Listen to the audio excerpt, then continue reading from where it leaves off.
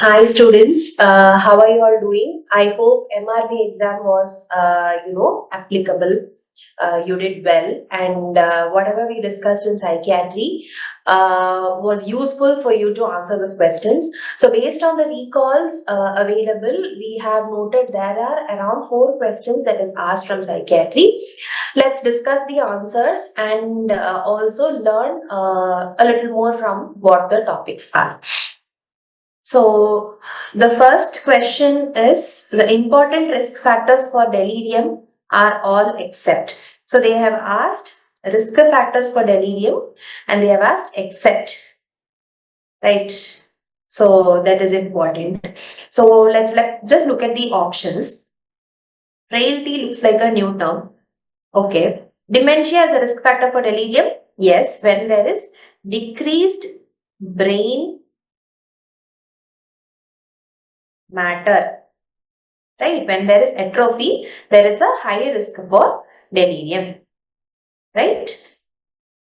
Past history of delirium, yes, when there is a past history of delirium, the tendency to get another delirium is present. Medications, of course, medications with anticholinergic effect will increase the risk of delirium. So, all these three can be the risk factors for delirium, whereas frailty cannot be. Hence, this must be the answer. But what is frailty? So, it is an English term which means of something like a character which is bad or not authoritative. So something like a very punitive, not punitive, very introverted or something like that. That is a frail character, bad character or something like that. Character does not have anything to do with delirium. Delirium is a medical condition, hence it has medical basis. It does not have any such purely psychological basis like personality or character. Hence the answer is frailty. Okay. So what we had discussed about delirium, which also has been given here, right? So the predisposing factors in delirium, elderly is discussed. Elderly means low brain reserve, which is also seen in dementia. Hence, dementia was one of the options, right? And we had given medications that cause anticholinergic effects can cause dementia. What was the other option? Past history of delirium. So past history of delirium also, when there is a long-standing medical illness with multiple episodes of delirium, hence past history of delirium also predisposes to delirium. So this was discussed in our MRB workbook. Right. Now, coming to the next question. So next question is, a 75-year-old female, worsening memory loss, easily lost, unable to pay her bills, and her MMSE score is 26. Right? So when you look at the outset, the question is of an old woman with memory loss, which is significant enough to make her get lost, and it is worsening in nature, and she is so deprived of her memory and her mental faculties that she is not able to pay her bills now, and the MMSE score is also given. Okay, so let's rule out the options. Is it subdural hematoma? No, there is no history of trauma or head injury given here. No trauma history. Right, mild cognitive impairment. Mild cognitive impairment means there will not be worsening and there will not be so severe impairment that she gets lost or is unable to pay her bills. So this is not the answer. Is it delirium? No, it is not an acute onset of illness. There is no mention of clouding of consciousness or disorientation. Hence the better answer is dementia. So directly also the answer is dementia for such a clinical history. But if we rule out the options also, the answer is dementia. There is a slight controversy that was expressed to me from this question. The MMSE score.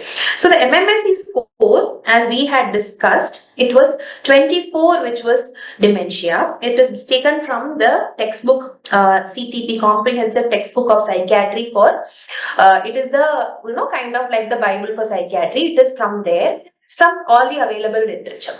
But the point is, here they have given an MMSE score which is decreased, right? So they have mentioned 26 out of 30, which means it is decreased.